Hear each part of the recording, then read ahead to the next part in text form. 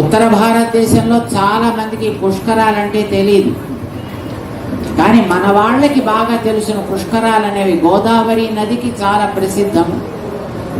మన పెదజీయర్ స్వామి వారి చూపించడం వల్ల కృష్ణా నదికి ప్రసిద్ధమైంది.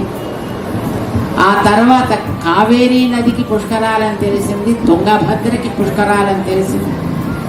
మన ప్రక్కన ఉండే ప్రణహితకి కూడా పుష్కరాలు వస్తాయి అని తెలిసింది. మన కాళేశ్వరం దగ్గర అక్కడ ఉండేది ప్రణహిత నది, దానికి కూడా తర్వాత వస్తాయి పుష్కరాలు. కానీ ఇప్పుడు ఎవరో పంతులు గారు చెప్పారు ఇదే సరస్వతి అండి అక్కడ పుష్కరాలు వస్తాయని. ఇప్పుడు అందరూ వెళ్ళి అక్కడ స్నానాలు చేస్తున్నారు. ఏ నదిలో ఎప్పుడు చేసినా పుణ్యమే, దాంట్లో సందేహం లేదు.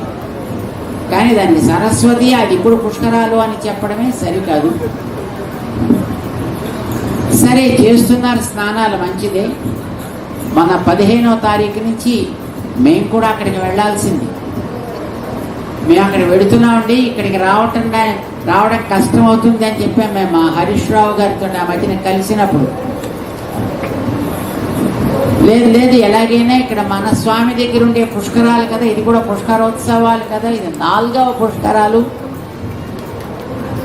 పెద్ద స్వామి వారు ప్రతిష్ఠ చేసినటువంటి మూర్తి మన వెంకటేశ్వరుడు. అంచేత ఈ 4వ పుష్కరాల్లో తప్పకుండా మీరు వచ్చి తీరాలి అంటే అక్కడ పుష్కరోత్సవాలు మానేసి మేము ఇక్కడ ఈ పుష్కరాల్లో వచ్చాం, మీ అందరితో కలిసి స్నానాలు చేద్దాం.